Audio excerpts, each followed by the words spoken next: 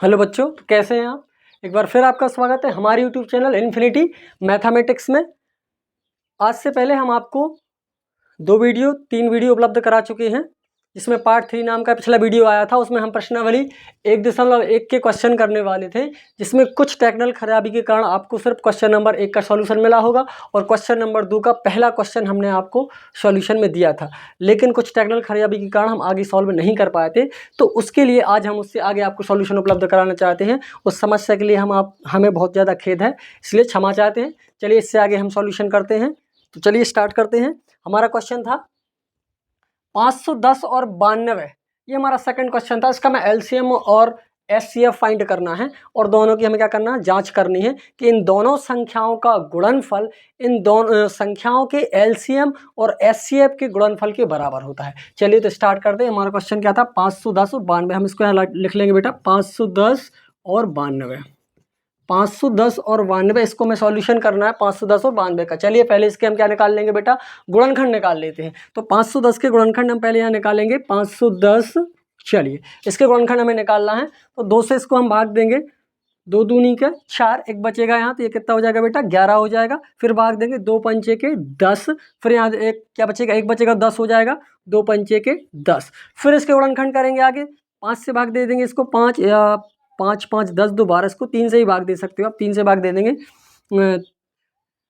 चलिए 5 ही से दे देते हैं, कोई दिक्कत नहीं। 5 से भाग दे देंगे हम इसको, तो 5 25 और 5 एकम 5। अब इसको 3 से दे देते हैं बेटा। चलिए 3 एकम 3, कितना बचेगा 2, 30 आते 21। अब 17 है, 17 से भाग जाएगा सीधा, 17 एकम 17। ये 510 के गुणनखंड हो गए।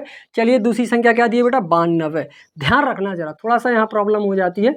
92, हमें संख्याओं का खासकर ध्यान रखना कि कौन सी संख्या दी गई उसको तरीके से देखना, फिर उसको गुणनखंड निकालना है। चलिए 92 के निकाल लेते हैं। 2 से भाग देंगे बेटा, 2 चौका 8, एक बचेगा, है ना, एक बचेगा यहाँ पे, तो कितना हो जाएगा बेटा, 12 हो जाएगा।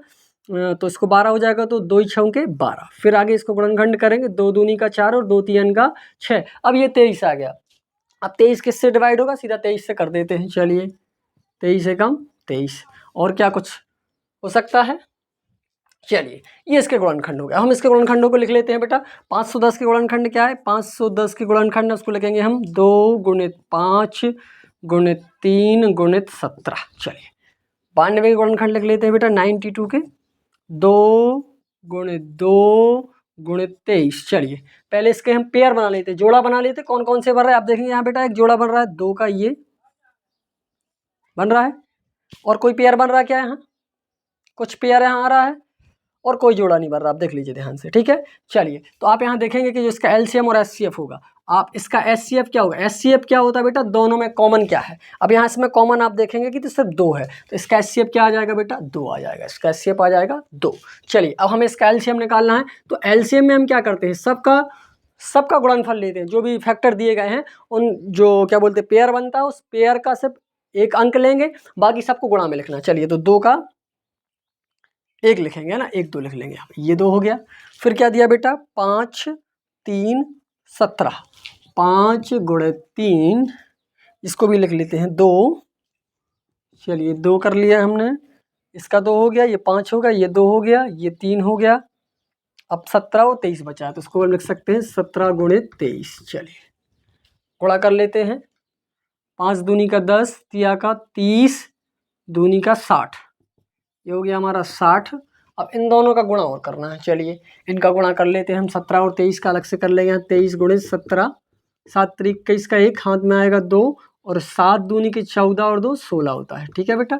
एक का गुणा करेंगे, 1 तिया के 3 और 1 दूनी का 2, ठीक है। कुछ प्रॉब्लम तो नहीं है। 1 का 1, 6 और 3 9, 3, ये हो गया हमारा बेटा 391। चलिए कितना करना था हमें, 17 23, ये हो गया 17 गुणित 23 का कर दिया हमने। 17 और 23 का गुणा, ये है 391। चलिए इनका भी मल्टीप्लाई करना पड़ेगा। मैं 391 का 60 से करना है। चलिए 0 0 0, 6 का करेंगे, 6 1 जा 6, 6 9 जा 9 6 54 होता ना, 54 की 4 हाथ में आएगी 5, और 6 3 18 और 5 कितना हो गया 23, ठीक है। ये हो गया हमारा 23 460, इनका हो गया। अब हमें क्या करना है, ये हमारा आ गया, सॉरी एलसीएम आ गया, ठीक है। आप यहाँ भी लिख सकते हैं इसको 23 460, और हमारा HCF कितना आया बेटा 2। इसका गुणनफल करके देखें कितना आता है 0 2 छः के 12 1 8 और 1 9 2 3 का 6 2 दूनी के 4 46,920 आया। ठीक है, अब इन दोनों का गुणा करना है। जांच के लिए हम क्या करते हैं, जांच के लिए हम क्या करते हैं बेटा कि जो संख्याएं हैं इन दोनों का गुणा करते हैं, संख्याओं का गुणा करने के बाद जो आपका LCM और HCF आया उनका गुणा करते हैं, फिर देखते हैं अगर दोनों बराबर आ रहे हैं तो सत्यता की जांच हो जाती है। चलिए तो क्या आ रहा है हमारा बेटा LCM क्या है हमारा ये 23,460 गुणित HCF कितना आया बेटा 2। पहली संख्या गुणित दूसरी संख्या बराबर में क्या होता है LCM गुणित HCF। अगर आप दोनों का इनका गुणा करोगे तो बेटा आंसर आएगा 46,920। इन दोनों का गुणा करोगे तो भी आंसर आएगा 46,920। ये हमारी सत्यता की जांच हो गई। आप इनका गुणा करके देख सकते हो, ये हमारी सत्यता की जांच हो जाएगी। चलिए स्क्रीनशॉट ले लीजिए, चलिए ले लिया होगा। ओके, अब इसके बाद हम क्वेश्चन नंबर करेंगे तीसरा। मैं आशा करता हूँ आपको क्वेश्चन नंबर सेकंड पूरा समझ में आया होगा, और अगर आपको कहीं प्रॉब्लम है तो आप हमें बता सकते हैं कमेंट करके कि क्या प्रॉब्लम है आपके लिए।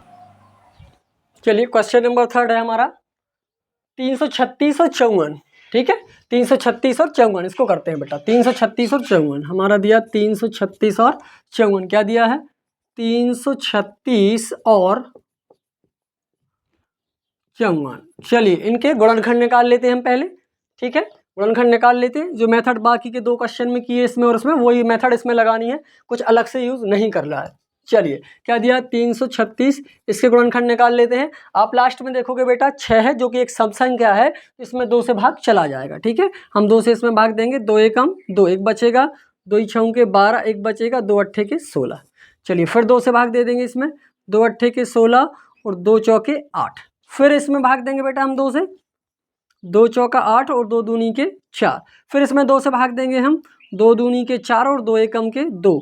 अब 21 आया है, इसको आप 3 से भी भाग दे सकते हो और 7 से भी भाग दे सकते हैं। ठीक है, 21 को या 3 से दे दीजिए, 30 आते 21। अब 7 से दे देंगे, 7 एकम 7। ये किसके गुणनखंड आ गए 336 के। चलिए अब हमें निकालना है बेटा 54 मतलब 54 के निकालना है, तो इसके भी हम फाइंड कर लेते हैं 54 की। ये भी सम संख्या है लास्ट में, तो 2 से भाग चला जाएगा इसमें। चलिए 2 से भाग दे देते हैं, 2 दूनी का 4 1 बचेगा, 2 सत्ते के 14। ये 3 से भाग दे देंगे इसमें 27 में, 3 नाम के 27, 3 से फिर देंगे, 3 तिरका का 9 और 3 एकम के 3। ये गुणनखंड आ गया बेटा हमारे 336 और 54 के। ठीक है, चलिए इनके गुणनखंड चाहो तो आप यहाँ लिख सकते हो या सीधा यहाँ भी कर सकते हो, कोई प्रॉब्लम नहीं। यहाँ चलिए यहाँ लिख लेते हैं। चलिए इनके गुणनखंड लिख लेते हैं हम। चलिए यहाँ लिख लेते हैं, चलो यहीं लिख लेंगे। 336 क्या है बेटा 2 गुणे 2 गुणे 2 गुणे 2। ठीक है, 1 2 3 4, 4 बार है। फिर है हमारा 3 और 7 गुणा 3 गुणा 7। फिर हमें लिखना है बेटा 54 के 54 का ये। चलिए इसके 2 गुणे 3 गुणे 3 गुणे 3, 2 गुणा 3 गुणा 3 गुणा 3, 3 बार 3 और 1 बार 2 है। चलिए इसके पेयर बना लेते हैं। पहला पेयर तो यही बन रहा है बेटा, फिर हमारा पेयर एक 3 का बन रहा है और कोई सा भी पेयर नहीं बन रहा है, एक ये 3 का पेयर बन रहा है ये। चलिए और कोई सेम नहीं दिख रहा होगा आपको, सब अलग है। यहाँ पर 2 है, यहाँ 3 है, यहाँ पर 2 है, यहाँ पर 3 है और यहाँ पर 7 अकेला है। चलिए तो जिसके पेयर बनते हैं वो क्या होता है बेटा HCF। किस किस का पेयर बन रहा है 2 का तो 2, गुणे में किसका बन रहा है 3 का तो 3, तो कितना हो जाएगा 3 दूनी का 6। 6 क्या आ गया बेटा हमारा HCF, क्या आ गया HCF। अब हमें क्या निकालना है बेटा LCM। चलिए LCM क्या होता है, LCM में सिर्फ हमें क्या करना है, जो पेयर जिसके जोड़े बने हैं उसको एक बार लिखना है, बाकी सबको लिखना है उसके साथ में गुणा में। चलिए तो 1 बार 2 आया है तो 2 लिख लेते हैं, 1 बार 3 आया है तो 3 लिख लेते हैं, बाकी सब संख्या को लिखो। 2 गुणे 2 गुणे 2 तो 2 गुणा 2 गुणा 2 और गुणा 7 गुणा 7। यहाँ नीचे देख लीजिए क्या क्या है, 3 गुणे 3 है ना, तो 3 गुणा 3। चलिए सबका गुणा करते हैं, 3 दूनी का 6, 6 दूनी के 12, 12 दूनी के 24 और 24 दूनी के 48। यहाँ तक कितना हो गया बेटा हमारा 48, 48। 3 तिरका के 9 और 9 7 63, मल्टीप्लाई में क्या हो गया 63। चलिए इनका अलग अलग गुणा कर लेते हैं पहले। यहाँ कितना आ रहा है 48 मल्टीप्लाई 63, 48 गुणे 63 करिए। 3 8 24 की 4, हाथ में आई 2, 3 चौके 12 और 2 14। फिर 6 का करेंगे, 6 8 48 की 8 हासिल आई 4 और 6 चौका 24 और 4 28। ठीक है, गुणा इसको जोड़ लेते हैं बेटा। 12 हासिल आई 1, 8 और 1 9 और 1 10, 2 और 1 3, कितना आया 30 24। तो हमारा जो एलसीएम हुआ बेटा 30 24। कितना आया 30 24, 3024। ठीक है, अब हमें क्या करना है बेटा, जांच करनी है। जांच करने के लिए आपको मालूम है कुछ नहीं करना है, हमें दोनों संख्याओं का गुणा करना है। पहले क्या क्या दिया बेटा, 336 गुणित 54। अब एलसीएम और एचसीएफ का गुणा होता है, तो एलसीएम कितना है बेटा हमारा 3024 गुणित एचसीएफ कितना है बेटा हमारा 6। क्या लिख लेते हैं 6। चलिए इनका गुणा करके देखते हैं, अगर सेम वैल्यू आ रही है तो ये सत्यता की जांच हो जाएगी। ठीक है, कर लेंगे बेटा हम इसका गुणा। चलिए यहाँ अलग से रफ में कर लेते हैं। पहला क्या दिया बेटा 336 गुणित 54। चलिए इसका कर लेते हैं बेटा। 4 6 24 की 4 हासिल आई 2, 4 3 12 और 2 14, 1 और 4 3 12 और 1 13। 5 से करें 5 छक्के का 30, यहाँ जाएगा 3, 5 3 15 और 3 18, 1 और 5 3 15 और 1 16। चलिए कितना आया 18 1 44। अब इनका देख लेते चेक करके बेटा 30246 से, है ना। 6 चौका 24, 6 दूनी 12 2 14, सिलाई 1 1 और 6 3 18, 18 1 44। चलिए ये हमारा क्या हो गया, प्रूफ हो गया कि ये दोनों कैसे हैं, इक्वल आ रहे हैं। ठीक है, 18 144, ये हमारी सत्यता की जांच हो गई। ये हमारा पूरा का पूरा क्वेश्चन कंप्लीट हो गया। ठीक है, 336 और 54 का क्या निकालना था बेटा, हमें एचसीएफ और एलसीएम निकाल के दोनों को हमें सिद्ध करना था कि दोनों संख्याओं का गुणनफल और एचसीएफ और एलसीएम के गुणनफल के बराबर होता है। तो दोनों संख्याओं का गुणनफल एचसीएफ और एलसीएम के गुणनफल के बराबर होता है, ये हमने प्रूफ करके दिखा दिया आपको। ठीक है, ये हमारा रफ वर्क था, इसको करने की कोई ज़रूरत नहीं है। चलिए इसको हम क्लीन कर देते हैं। ये हमारा क्वेश्चन कंप्लीट हो गया। चलिए आप स्क्रीनशॉट ले लीजिए इसका। चलिए ये क्वेश्चन नंबर 3 है बेटा हमारा। अभाज्य गुणनखंड विधि द्वारा निम्नलिखित पूर्णांकों के एचसीएफ और एलसीएम ज्ञात कीजिए। जो नीचे हमें पूर्णांक दिए हैं, ये संख्याएं दी हैं। पहले क्वेश्चन में दिया 12 15 और 21, सेकंड क्वेश्चन दिया दूसरा 17 23 29 और थर्ड क्वेश्चन दिया बेटा 8 9 और 25। इन तीनों एक सवाल में 3 संख्याएं दी हुई हैं। इन संख्याओं को हमें कौन सी विधि से, अभाज्य गुणनखंड विधि से, जो अभी तक हम करते आ रहे हैं, उस अभाज्य गुणनखंड विधि से हमें इनका एचसीएफ और एलसीएम, महत्तम समापवर्त और लघुत्तम समापवर्त ज्ञात करना है। ठीक है, दोनों को ज्ञात करना है। चलिए करते हैं, मेथड वही सेम है, कुछ डिफरेंट नहीं है। चलिए पहला क्वेश्चन लगाते हैं हम 12 15 और 21 का।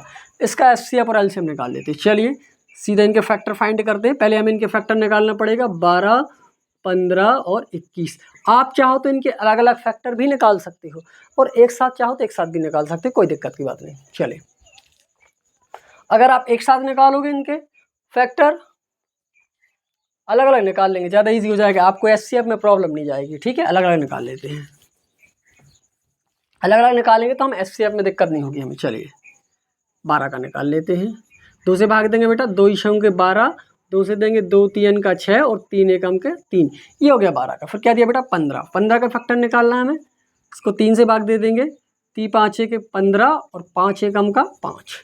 फिर क्या बेटा 21। चलिए 21 का फैक्टर निकाल लेते, 21 का 3 से दे देंगे, 30 7 21 और 7 एकम का 7, ये इसके फैक्टर आ गए। लिखिए बेटा, यहाँ फैक्टर लिखेंगे हम इसके, किसके लिखना पहले 12 के। 12 का फैक्टर आया बेटा 2 गुणित 2 गुणित 3, फिर 15, 15 के फैक्टर क्या आए बेटा 3 गुणित 5, 3 गुणित 5। तो आप यहाँ लिख दो 3 गुणित 5, क्योंकि यहाँ जोड़ा, हम जोड़ा बना रहे हैं, उसका पेयर बना रहे हैं कि सही पेयर लिख जाए। ठीक है, फिर क्या दिया 21। 21 का देखोगे आप तो 21 का क्या है 3 गुणित 7, तो यहाँ लिख सकते हो 3 गुणित 7। ठीक है, कुछ है नहीं, आप यहाँ भी लिख सकते हो, कोई दिक्कत नहीं है। ऐसे पेयर बनाने के उससे हमने वाले किया, आप ऐसा लिख दो, कोई प्रॉब्लम नहीं है। 3 गुणित 5, फिर क्या है 3 गुणित 7। चलिए ये हो गया। अब इसके क्या करें हम, पेयर बनाते बेटा। पेयर आप देखो सिर्फ एक पेयर बन रहा है, ये 3 का पेयर बन रहा है, ये तीनों को मिला के जोड़ा बनाना है, ये जोड़ा बन रहा है तीनों का। तो आप समझ लेंगे कि इसका HCF क्या होगा बेटा, 3 होगा। तो आप यहाँ लिख सकते हो HCF। HCF क्या है बेटा, सिर्फ एक जोड़ा बन रहा है 3 का, तो HCF हो जाएगा 3। अब हमें क्या निकालना है, LCM। अब LCM निकालेंगे तो LCM में हमें सबका गुणा करना पड़ता है, जितने भी फैक्टर हैं सभी फैक्टर का गुणा करना पड़ता है। सिर्फ कॉमन को एक बार लिखते हैं, जो उसमें कॉमन है, एक जो जोड़ा बन रहा है उसको संख्या को हम एक बार लिखते हैं। सब यहाँ किसका जोड़ा बन रहा है बेटा, जैसे 3 का, तो 3 को एक बार लिखेंगे बस। अब क्या बचा, 2 2, 2 गुणित 2, फिर यहाँ देखो अब क्या बचा, 5, तो गुणित में आ जाएगा 5। फिर यहाँ क्या बचा बेटा, 7, यहाँ गुणा में लिखेंगे 7। चलिए गुणा कर लेते हैं। 3 दूनी का 6, दूनी के 12 और 12 पंचे 60। आप चाहे तो अलग अलग लिख सकते हैं ऐसा, 3 दूनी का 6 ऐसा लिख दे रहा हूँ मैं, 3 दूनी के 6, 5 दूनी का 10 और गुणित 7 का 7। चलिए 6 का 6 रहेंगे, या गुणा कर दो सीधा, 6 दम के 60 गुणित 7, ठीक है, गुणा कर लीजिए। 7 शून्यम 0 और 7 छः का 42, 420। ये हमारा आ गया बेटा HCF 3 और LCM आ गया 420, ठीक है। ये हमारा HCF आ गया बेटा 3, जो कॉमन था इसमें 3, तो HCF हो गया हमारा 3। और हमें निकालना था LCM, लघुत्तम समापवर्त, तो सबका गुणा करना पड़ता है इसमें, तो सबका गुणा किया तो क्या है बेटा 420। ये आ गया हमारा LCM। चलिए स्क्रीनशॉट ले लीजिए, ठीक है, कंप्लीट। आशा करता हूँ समझ में आ गया होगा सभी को। अगर आपको कोई प्रॉब्लम होती है तो मैं बार बार बोलता हूँ, आप कमेंट कीजिए, उसकी प्रॉब्लम का हम सॉल्यूशन करेंगे, ठीक है। चलिए नेक्स्ट क्वेश्चन है बेटा हमारा 17, 23, 29। चलिए इसको करते हैं, इसको मैं क्लीन कर रहा हूँ। 17, 23, 29। चलिए दूसरा क्वेश्चन हमारा 17, 23, 29। तो इसके भी फैक्टर निकाल लेंगे सेकंड के। 17 के निकालेंगे। 17 को कैसे भाग दोगे आप, 17 ही से दोगे ना, सीधा 17 का क्या आएगा, 17 एकम 17। चलिए फिर क्या दिया बेटा हमारा 23। 23 को आप किससे डिवाइड करोगे, 23 ही से, और कोई है ही नहीं है ऐसा। 23 एकम 23। 29 का क्या करोगे आप, 29 में किसी का भाग जाएगा क्या, नहीं, वही 29 ही से, 29 एकम 29। तो आप देखो इनके फैक्टर अगर हम लिखेंगे बेटा तो फैक्टर क्या हो जाएंगे, सब में एक कॉमन है, बस देखो ये एक कॉमन आ रहा है। आप चाहो तो लिख भी सकते हैं, इस क्वेश्चन में कोई ऐसा लिखने वाली बात नहीं है, सीधा सा समझ में आ रहा है। इसका HCF होगा 1। सिर्फ LCM क्या होगा, तीनों संख्याओं का गुणा। तो आप लिख लो, कोई दिक्कत नहीं है, मैं लिख दे रहा हूँ यहाँ। 17 का फैक्टर हो गया हमारा 17 गुणित 1। 23 का आप देखोगे 23 का फैक्टर हो रहा है 23 गुणित 1। और 29 का आप देखोगे तो 29 का फैक्टर हो रहा है 29 गुणित 1। तो आपको कॉमन सब क्या मिल रहा है, 1। देखो ये कॉमन मिल रहा है 1, और कुछ कॉमन नहीं आ रहा। तो आप यहाँ लिख सकते हो कि HCF है जो भैया, इसका HCF क्या आएगा, 1 आएगा। और LCM के लिए हमें सबका गुणा करना पड़ता है। LCM को बताया था हमने कि कोई जो पेयर बन रहा है, जो जोड़ा बन रहा है, उसको एक बार लिखते हैं, बाकी संख्या को गुणा में लिखते हैं। तो LCM का आप गुणा कर लोगे सबका, तो LCM आ जाएगा। क्या लिखोगे आप, 17 गुणा 23 गुणा 29। ये और एक का आप करोगे भी तो कोई चेंजेस नहीं होगा, और नहीं भी करोगे तो कोई प्रॉब्लम नहीं है, ठीक है। चलिए इसका गुणा हम अलग से कर लेंगे, डायरेक्ट नहीं करेंगे तो हम अलग से कर लेंगे, कोई प्रॉब्लम नहीं। 23 गुणा 29 कर लीजिए इसको। 9 तिया 27, 9 दूनी 18 और 2 20। चलिए 2 तियन का 6 और 2 दूनी का 4, कितना आया, ये 667 हो गया इन दोनों का गुणा। अब करेंगे 17 का गुणा करना है इसमें हमें, कर लीजिए। 7 सतैया 49, 7 छः 42 और 4 हो गया 46। फिर यहाँ चला जाएगी 4 और 7 छः 42 और 4 46। चलिए 1 का 7, 1 का 6 में होगा, 1 का 6 में होगा तो 6 ही आएगा। जोड़ दीजिए सबको, 7 और 6 13, 6 12 और 1 13, 1 10 और 1 11, 11 300। इसका गुणा आ गया सबका बेटा 11,339। चलिए अगला क्वेश्चन करते बेटा। क्वेश्चन नंबर 3 है हमारा, ये कंप्लीट हो गया, इसको मैं क्लीन कर रहा हूँ, आप स्क्रीनशॉट ले लीजिए। चलिए क्वेश्चन नंबर 3 है हमारा बेटा 8 9 25। किस किस का निकालना है, 8 का 9 का 25 का HCF और LCM निकालना है। चलिए ये भी ईजी है, कोई दिक्कत नहीं। पहले हमें इसके फैक्टर निकालना है। 8 के फैक्टर निकाल लेंगे हम, 8 9 और 25। शायद इसमें कुछ कॉमन नहीं आएगा, इसका भी ऐसी रोल रहेगा। चलिए इसको हम फैक्टर करके देख लेते हैं। अगर 8 के फैक्टर करेंगे शायद कोई नहीं आने वाला, चलो कर लीजिए। 2 चौका 8 और 2 दूनी के 4 और 2 एकम का 2। ठीक है, ये इसके फैक्टर हो गए। अब हमें किसके करना है बेटा, 9 के कर लीजिए। 9 के फैक्टर करेंगे, 3 से डिवाइड हो जाएगा, 3 त्रिका के 9 और 3 एकम का 3, ये 9 के फैक्टर हो गए। फिर 25 का है, किसी के फैक्टर में कुछ कॉमन आने वाला नहीं है, 25 के निकाल लेंगे। 5 से करेंगे, 5 25 और 5 एकम 5। आप देखेंगे इसके फैक्टर को हम राइट कर लेंगे। 8 के फैक्टर रखेंगे यहाँ पर, क्या क्या है बेटा, 2 गुणे 2 गुणे 2। फिर 9 के फैक्टर लिखेंगे, 9 का फैक्टर क्या क्या है, 3 गुणे 3, 3 गुणे 3। फिर निकाले बेटा हमने 25 के फैक्टर, 25 के फैक्टर क्या क्या आ गया, 5 गुणे 5, 5 गुणा 5। देखिए आप यहाँ कुछ भी कॉमन नहीं है, यहाँ पे 2 3 5, यहाँ 2 है, यहाँ 3 है, यहाँ 5 है, तो कॉमन कुछ नहीं आ रहा। आप देखोगे यहाँ पे कॉमन क्या होगा, जहाँ कुछ नहीं कॉमन मतलब 1 है, तो इसका एचसीएफ क्या होगा, आप देखोगे बेटा इसका एचसीएफ होगा 1। क्या होगा, 1। जब कुछ भी कॉमन ना आए तो उसका एचसीएफ होता है 1। ठीक है, अब एलसीएम निकालना, तो एलसीएम के लिए तो भैया सबका गुणा करना पड़ेगा हमें। चलिए तो सबका गुणा कर लेते हैं। क्या क्या दिया है, 2 गुणा 2 गुणा 2, फिर 3 गुणे 3, 3 गुणे 3, फिर क्या दिया बेटा हमारा 5 गुणे 5, अगला रहेगा 5 गुणा 5। ठीक है, चलिए सबका गुणा कर लेते हैं। 2 दूनी का 4, 4 दूनी का 8। ठीक है, इसका गुणा किया तो आया 8, 3 त्रिका के 9, 5 25। चलिए और गुणा कर लेंगे इसका, 9 8 72 गुणित 25। चलिए इसका अलग से गुणा कर लो आप, 72 गुणित 25। चलिए निकाल लीजिए, 5 दूनी 10, 5 सत्ते 35 और 1 36 गुणित 2 दूनी का 4 और 2 सत्ते के 14।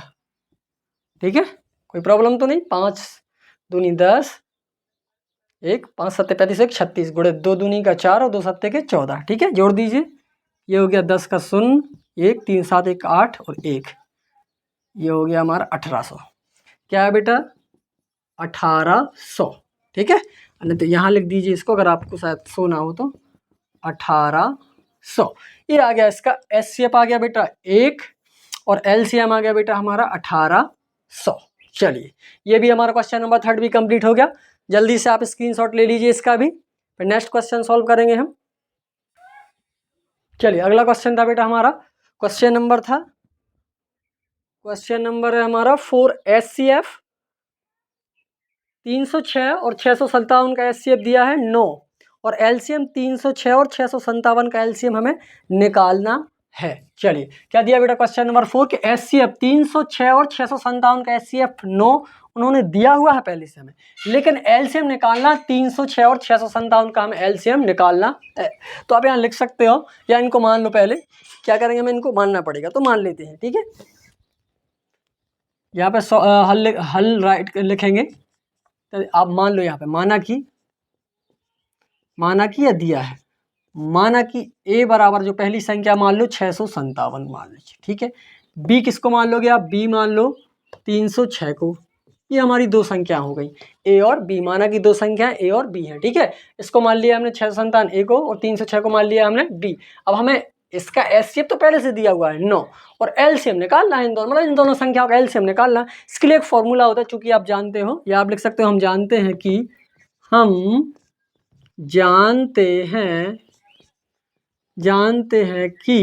क्या जानते हो आप, पहली संख्या गुणित दूसरी संख्या बराबर होता है एलसीएम गुणित एचसीएफ। ठीक है, ये फॉर्मूला होता है। इसमें मान रख दीजिए, ए और बी का मान आप यही रखोगे बेटा। ए का मान मैंने रख दिया 657 गुणित बी का मान कितना है बेटा 306। चलिए 306 हो गया, क्लियर। अब एलसीएम और एचसीएफ का मान क्या दिया है, आप यहाँ देखोगे कि एलसीएम तो हमें निकालना है, तो आप एलसीएम की वैल्यू कुछ नहीं रखोगे। एचसीएफ क्या दिया है, इसका एचसीएफ दिया है 9, यहाँ पे लिखोगे आप 9। हमें एलसीएम की वैल्यू निकालना, तो 9 को यहाँ पॉन में ले आइए, यहाँ ले सकते हो आप 657 गुणित 306 बटे में आ जाएगा ये 9, बराबर में क्या रहेगा एलसीएम, क्योंकि हमें एलसीएम की वैल्यू निकालनी है इसलिए एलसीएम यहाँ रहेगा। आपको समझ में तो आ रहा है ना। चलिए इसको आप काट सकते हो, काट दो। 7 और 5 12 और 6 कितना हो गया 18, मतलब 9 से भाग चला जाएगा, 963, 9 एकम 9, 9 7 63, 2 यहाँ से बचेगा तो ये 27 हो जाएगा, 9 तिया के 27। चलिए कट गया, क्या बचा बेटा, आप यहाँ यहीं ले लीजिए 73 गुणित 306 बराबर एलसीएम। ठीक है, इन दोनों का गुणा कर दीजिए, यहाँ अलग से कर लीजिए रफ में 306 गुणित 73। चलिए गुणा कर लीजिए, 3 × 18 की 8 हासिल आई 1, 3 सौ सुन 1 का 1 और 3 तरका के 9। ठीक है, चलिए 7 का करना है, 7 × 42 का 2 हासिल आई 4, 7 शून्य शून्य तो 4 का 4 आएगा और 7 3 का 21। जोड़ दीजिए, कितना आया 22,338। एलसीएम आया बेटा आपका, एलसीएम आया है 22,338। ये हमारा एलसीएम आ गया। इन दोनों संख्याओं का एलसीएम क्या है 22,338। ठीक है, ये हमारा क्वेश्चन नंबर 4 भी कंप्लीट हो गया है। आप इसका स्क्रीनशॉट ले लीजिए। चलिए अगला क्वेश्चन बेटा, प्रश्नावली 1.1 का 5वां। जांच कीजिए कि क्या किसी प्राकृतिक संख्या n के लिए संख्या 6n मतलब 6 के ऊपर n की घात अंक 0 पर समाप्त हो सकती है। हमें बताना है जांच करके, क्या कोई भी प्राकृतिक संख्या जो n के लिए कोई भी नंबर है, अगर उस पर 6 के ऊपर कोई भी घात है n मतलब कोई भी नंबर की है, अगर अंक 0 पर समाप्त हो सकती है क्या। तो ये हमें विचार करके आप अपने विचार व्यक्त करना हो, जांच करके बताना है क्या ये हो सकता है। तो हम देखें कि यदि कोई संख्या 0 पर समाप्त होती है, अगर कोई संख्या 0 पर समाप्त होगी तो उसका अभाज्य गुणनखंड कैसा होना चाहिए, कम से कम 2 × 5 का, क्योंकि जब हम 5 का और 2 का गुणा करेंगे तो कितना आएगा 10, तब तो उसका अंक क्या होगा 0 होगा, है ना। और अगर 2 × 5 के अन्य रूप का है तो क्या होगा, वो संख्या 0 पर समाप्त नहीं हो सकती, है ना। तो अगर हमें कोई संख्या 0 पर समाप्त हो, उसके लिए क्या जरूरी होना चाहिए कि उसका जो अभाज्य गुणनखंड है वो 2 × 5 या 5 × 2 के रूप का होना आवश्यक है। अगर 2 × 5 के रूप का है तो वो संख्या 0 हो सकती है, अदरवाइज कोई और है तो वो 0 नहीं हो सकती। जैसे 6 यहाँ पे क्या दिया 6n दिया है, मतलब 6 है। अगर हम 6 का गुणनखंड करेंगे तो कैसा होगा 2 3 के 6 और 3 एकम का 3, तो किस रूप का आया गुणनखंड 2 × 3 के रूप का आया। 2 × 3 के रूप का आया मतलब 2 3 के 6 ही हो रहा है, 0 पे समाप्त तो नहीं हो रही ना, क्योंकि अंक क्या है लास्ट का 6 है।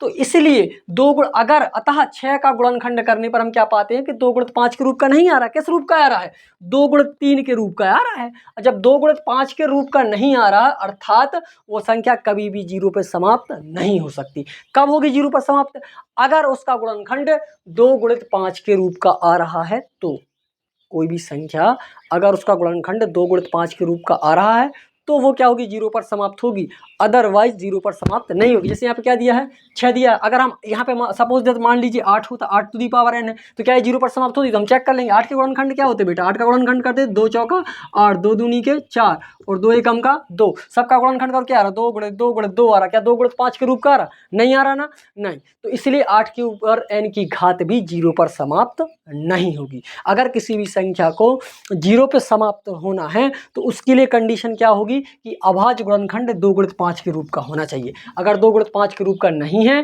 तो इसका गुणनखंड क्या आ रहा है, देखो 2 × 3 के रूप का आ रहा, अतः 6 का गुणनखंड करने पर यह 2 × 5 के रूप का नहीं आ रहा, किस रूप का आ रहा 2 × 3 के रूप का आ रहा है। अब 2 × 3 के रूप का आ रहा, 2 और 3 का आप गुणा करोगे तो क्या होगा 6 होगा, क्या 0 आ रहा, नहीं आ रहा ना। इसलिए यह 6 के ऊपर n की घात अंक 0 पर समाप्त नहीं होगी। ठीक है, क्लियर है क्या ये क्वेश्चन। चलिए ये थ्योरिकल क्वेश्चन था, तो इसको आपको थोड़ा सा विचार से समझना पड़ेगा। चलिए इसका स्क्रीनशॉट ले लीजिए आप भी। चलिए अगला क्वेश्चन है बेटा हमारा, क्वेश्चन नंबर 6वां है, व्याख्या कीजिए कि 7 × 11 × 13 धन 13 और 7 × 6 × 5 × 4 × 3 × 2 × 1 धन 5 भाज्य संख्याएं क्यों हैं। हमें ये रीजन बताना है कि ये भाज्य संख्याएं क्यों हैं, भाज्य संख्याएं क्यों हैं। भाज्य और अभाज्य आप समझते होंगे, भाज्य संख्याएं क्या होती हैं और अभाज्य संख्याएं क्या होती हैं। अभाज्य संख्याएं और भाज्य संख्याओं के बारे में आपको जानकारी होगी। भाज्य संख्याओं का मतलब क्या होता है जरा समझ लीजिए। भाज्य संख्या, इस कॉन्सेप्ट को समझने से पहले हमें भाज्य अभाज्य पता होना चाहिए। भाज्य और अभाज्य संख्याएं, अभाज्य संख्याओं का मतलब होता है ऐसी संख्याएं बेटा जिसके केवल 2 गुणनखंड हो, केवल 2। कौन कौन से, एक तो 1 होता है और दूसरा क्या हो खुद स्वयं हो। जैसे हमने बोला कि 2 के गुणनखंड बताओ, 2 का गुणनखंड क्या होगा, 2 में 1 से भाग जाएगा और 2 से जाएगा, क्या 3 4 5 6 7 8 किसी से जाएगा, नहीं जाएगा। तो सिर्फ 2 के गुणनखंड कितने, 1 है और 2 है। मतलब ऐसी संख्या जिसका गुणनखंड 1 हो और खुद स्वयं हो, जैसे 2 का गुणनखंड 1 है और 2 है, तो ये अभाज्य संख्या। ऐसी क्या होती है, 3 का गुणनखंड 1 है और 3 है, क्या 4 होगा, 5 होगा, 2 होगा, नहीं होगा।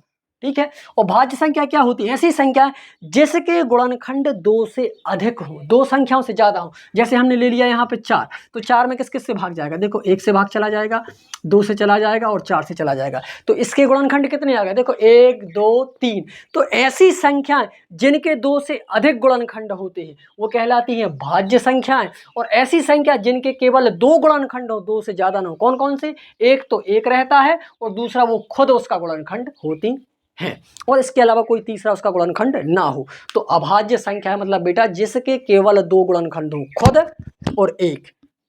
भाज्य संख्या जिसके 2 से अधिक गुणनखंड हो, ठीक है, वो कहलाती है भाज्य संख्या। तो ये कॉन्सेप्ट आप समझ गए होंगे। यही हमें बताना कि ये भाज्य संख्या क्यों है, तो आप समझ लोगे कि ये भाज्य संख्याएं क्यों हैं, क्योंकि हमें ये बताना कि अगर उसके गुणनखंड 2 से अधिक आ रहे हैं तो भाज्य संख्या है। चेक कर लेते क्या इसके गुणनखंड 2 से अधिक आ रहे हैं। पहले क्या दिया हुआ है, 17 11 13, इसको लिख लेते हैं, सॉरी 7 11, क्या दिया है, 7 गुणित 11 गुणित 13 धन 13। चलिए यहाँ पे कॉमन देखो, पहले क्या दिख रहा है आपको, कॉमन यहाँ पे दिख रहा होगा कॉमन 13, क्या दिख रहा है आपको, कॉमन 13 दिख रहा है ना कॉमन। इसको 13 को बाहर निकाल लीजिए कॉमन में, ठीक है, 13 को बाहर निकालेंगे, क्या बचेगा बेटा, है 7 गुणित 11 धन, जब यहां से 13 निकाला तो इसके बाद यहाँ पे क्या बचेगा, 1, क्या बचेगा, 1 बचेगा। अब इसके बाद अगला क्या, चलिए देखो 13, इसका गुणा करो, 7 11 77 धन 1, 13 77 1 कितना हो जाएगा बेटा, इसको जोड़ देंगे तो 78, ठीक है, क्या हो गया 13 गुणित 78, और क्या रहेगा इसका गुणा है, 1 तो सबका रहता ही है, तो कितने गुणनखंड हो गए, 1 2 3 हो गए ना, ठीक है। तो ये क्या है, भाज्य है। ऐसे चेक करेंगे, अगला क्या दिया, ये 7 गुणित 6 गुणित 5 गुणित 4 गुणित 3 गुणित 2 गुणित 1 धन 5।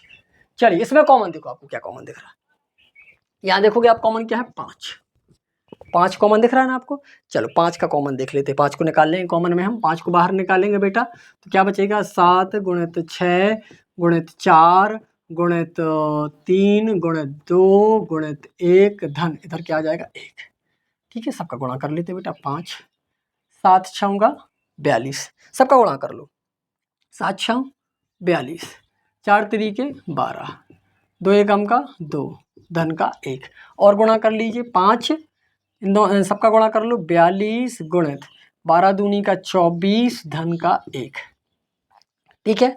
और आप गुणा करोगे सबका, इनका गुणा करोगे, सबका गुणा करोगे तो कितना हो जाएगा, ये हो जाएगा 5 तो रहेगा, इन सबका गुणा करो आप तो आ जाएगा 1008 धन 1, तो क्या हो जाएगा 5 और 1008 में जोड़ेंगे तो 1009 आ जाएगा। फिर आप इसका गुणा करेंगे, इसका आप गुणा कर लोगे तो लगभग आ जाएगा 5045, लगभग ये आ जाएगा 5045, है ना। तो ये क्या है, इसलिए ये अभाज्य संख्याएं हैं, क्या है। तो आप इसका रीजन क्या लिखोगे, अतः आप रीजन लिखोगे, अतः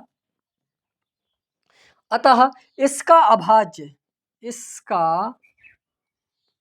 अभाज्य गुणनखंड किस रूप का है, अभाज्य गुणनखंड करने पर हमें क्या मिल रहा है, अभाज्य गुणनखंड करने पर 2 से अधिक बार आया, कितनी बार आया, 2 से अधिक बार, करने पर 2 से अधिक बार आया है, 2 से अधिक बार आया है। अतः ये क्या होगी, अतः भाज्य संख्या है, अतः यह क्या है, भाज्य संख्याएं हैं, भाज्य संख्याएं हैं, अतः यह भाज्य संख्या है। क्यों है भाज्य संख्याएं, हमने क्या किया, इनके जो गुणनखंड दिए थे उनमें से देखा, उसको कॉमन लिया, कॉमन के बाद जो बच रहा उसको लिखा, इनका गुणा किया और एक जोड़ दिया, ये तो कितना 78 हो गया। फिर भी देखें इनके गुणनखंड 2 से अधिक आ रहे हैं, ऐसे इसको किया बेटा, क्या किया, इसमें से कॉमन 5 दिख रहा था, 5 को कॉमन लिया, जो बचा उसको यहाँ लिख दिया, फिर सबका गुणा कर दिया, गुणा करने के बाद हमें ये मिल रहा है, फिर इसका इसमें गुणा कर दिया तो 545 आ गया, ठीक है। इसके गुणनखंड हम करेंगे तो कितना आ रहा है बेटा, 2 से अधिक बार आ रहे हैं। हमने बताया था कि जो संख्या जिसके गुणनखंड 2 से अधिक आते हैं वो क्या कहलाती है, वो कहलाती है भाज्य संख्याएं, और जिसके केवल 2 गुणनखंड होते हैं वो कहलाती है अभाज्य संख्या। इसलिए इनके गुणनखंड 2 से अधिक बार आ रहे हैं, इसलिए ये संख्या भाज्य संख्याएं हैं। चलिए ये स्क्रीनशॉट ले लीजिए सभी लोग। चलिए अगला क्वेश्चन है, क्वेश्चन नंबर 7 था हमारा बेटा। क्वेश्चन नंबर 7 कह रहा है कि किसी खेल के मैदान के चारों ओर एक वृत्ताकार पथ है, इस मैदान का एक चक्कर लगाने में सोनिया को 18 मिनट लगते हैं, जबकि इसी मैदान का एक चक्कर लगाने में रवि को 12 मिनट लगते हैं। मान लीजिए वे दोनों एक ही स्थान और एक ही समय पर चलना प्रारंभ करके एक ही दिशा में चलते हैं, कितने समय बाद वे पुनः प्रारंभ के स्थान पर मिलेंगे। सोनिया है, एक लड़की का नाम है सोनिया। अब देखोगे इसमें क्या रहे कि एक मैदान है, क्या बेटा, एक मैदान, खेल का मैदान, मान लीजिए खेल का मैदान है ये, ठीक है। इस खेल के मैदान में चारों ओर एक वृत्ताकार पथ है, मतलब ये बात वृत्ताकार, वृत्त के जैसा इसका पथ हो गया। फिर कह रहे कि इस मैदान का एक चक्कर लगाने में सोनिया को 18 मिनट लगते हैं। मान लो जी सोनिया है, कौन है, सोनिया। इस सोनिया को कितना समय लगता है, 18 मिनट। और उसी में क्या एक लड़का है, उसका नाम है रवि, रवि को लगते हैं 12 मिनट। क्या लगते हैं, 12 मिनट। तो वो कह रहा है कि बताइए कि कितने समय बाद वो दोनों के दोनों पुनः प्रारंभ में मिलेंगे, कब वो मिलेंगे दोनों। इसको एक चक्कर लगाने में 18 मिनट लगते हैं सोनिया को, रवि को लगते हैं 12 मिनट इसका चक्कर लगाने में। बताओ तो वो अगले बार कितने समय बाद मिलेंगे। जब ऐसी स्थिति आती है तो हमें क्या करना पड़ता है, सिर्फ उनका एलसीएम निकालना पड़ता है। सिर्फ एलसीएम निकाल लीजिए, उसका सॉल्यूशन हो जाएगा। ठीक है, चलिए इसका एलसीएम निकाल लेते बेटा, किस किसका, 18 और 12 का। चलिए तो आप लिख सकते हैं, यहाँ लिख दो बेटा कि सोनिया को कितना लग रहा है, 18 मिनट।